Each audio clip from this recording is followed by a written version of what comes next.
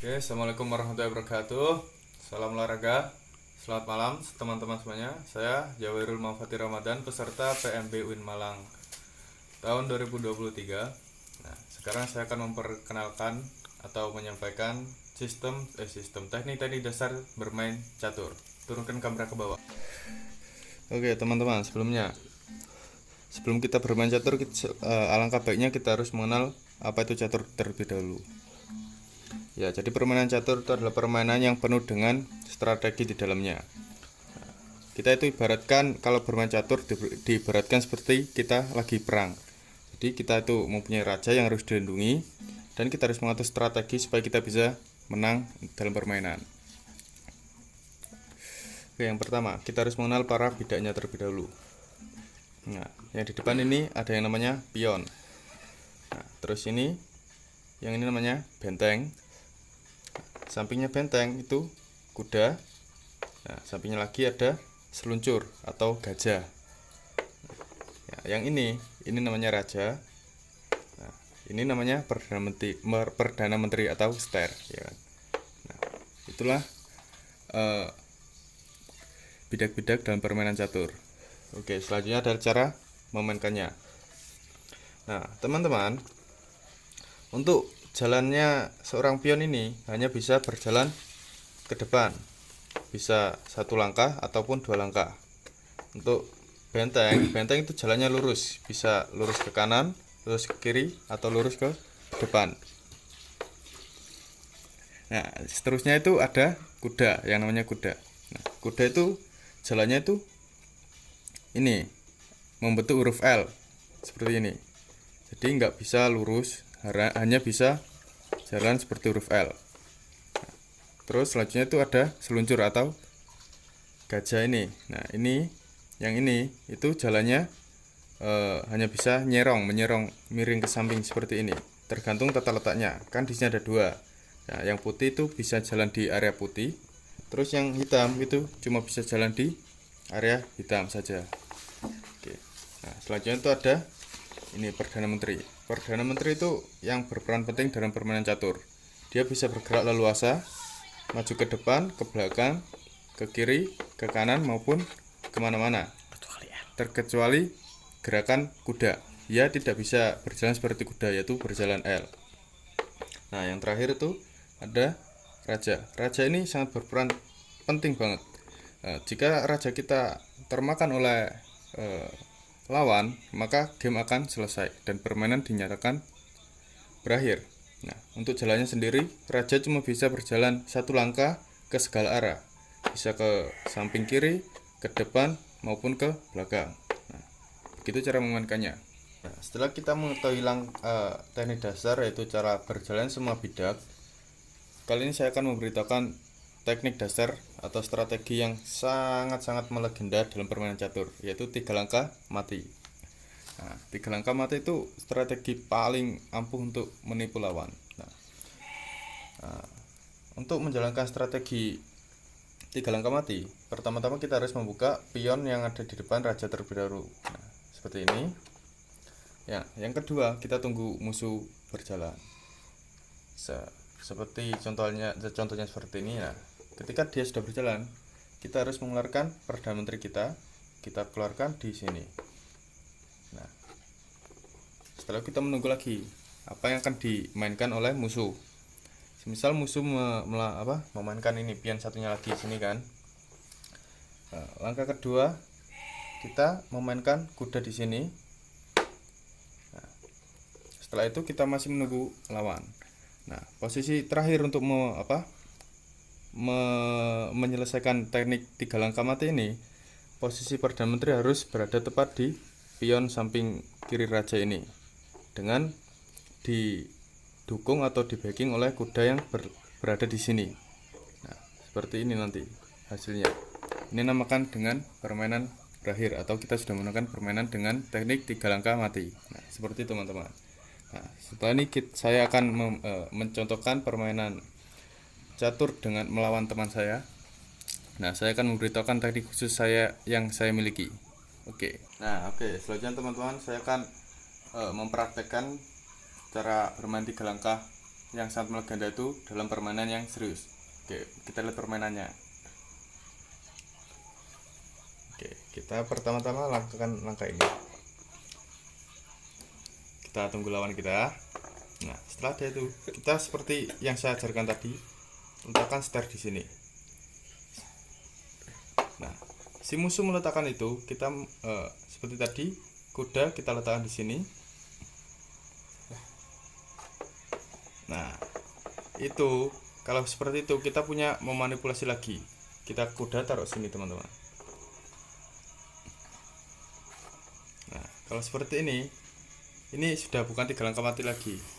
Ini namanya pengalian isu, ya kan? Dalam strategi perang tuh kita tidak punya rencana A, B, C. Kita harus masih punya rencana-rencana yang lain. Nah, seperti ini.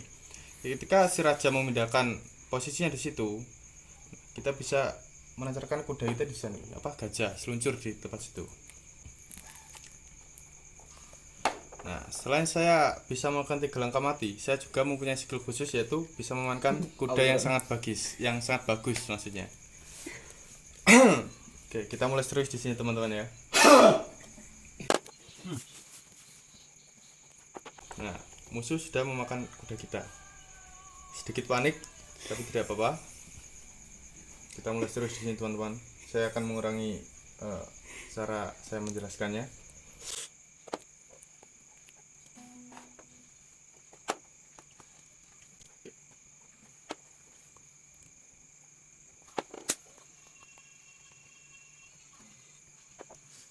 Terus selalu menggunakan cara untuk memperhatikan langkah-langkah musuh kita.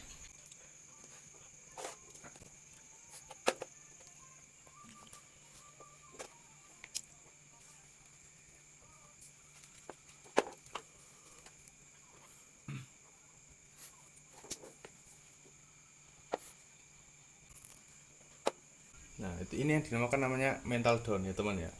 Kita ancam sampai mereka tidak tahu arah kemana harus pergi, seperti itu.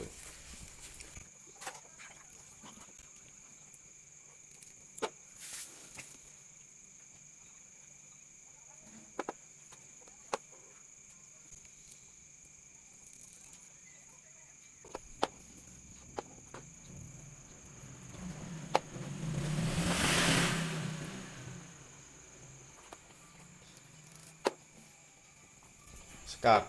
Nah, skak yang dinamakan skak itu ketika salah satu budak kita itu mengancam posisi raja, itu yang dinamakan dengan skak. Nah, dan skak itu tidak boleh menghindari. Ya, maksudnya tidak boleh melawan. Kita harus menghindari atau menutupi posisi raja tersebut.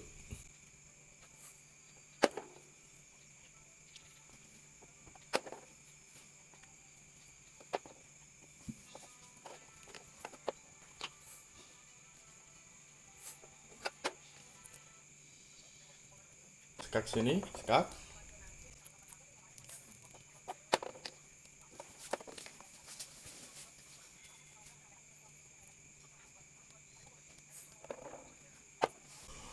Kita ancam kudanya supaya pergi.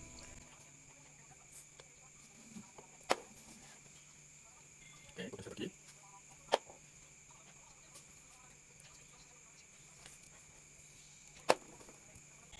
Ini kita bisa lihat dia mengancam benteng kita. Jadi kita harus memindahkan atau memakannya. Nah, kalau terlebih saya akan memindahkannya ke sini. Karena apa? Karena itu bisa menjadikan dia tidak bisa bergerak karena di belakangnya ada seorang raja di situ.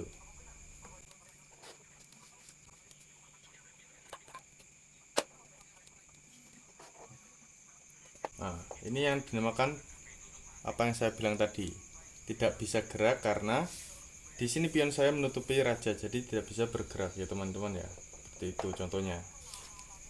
Nah, di sini kita harus memindahkan salah satu ataupun kita harus mengorbankannya. Akan tetapi saya memilih untuk menyangkak di sini, skak. Supaya posisi raja kita aman. Terus kita bisa makannya. Dan yang dimakan skak. Nah, ini yang namanya tidak diperbolehkan teman-teman. Karena apa? Karena posisi kudanya menutupi seorang raja. Jadi itu tidak boleh. Itulah teman-teman cara bermain catur. Kenapa masih berlanjut? Karena seorang raja itu masih mempunyai jalan untuk melarikan diri. Kita kerja terus, kita kejar sampai seorang raja tidak mempunyai jalan untuk berlari. Itu yang dinamakan dengan kemenangan. Nah, perlu diingat lagi teman-teman bahwa permainan catur itu permainan yang memerlukan konsentrasi yang sangat penuh dan juga harus mempunyai rancangan strategi yang sangat banyak.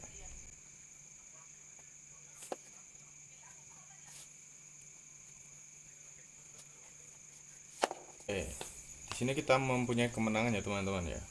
Kita majukan setelah kita ke sini, kita akan sekak dia.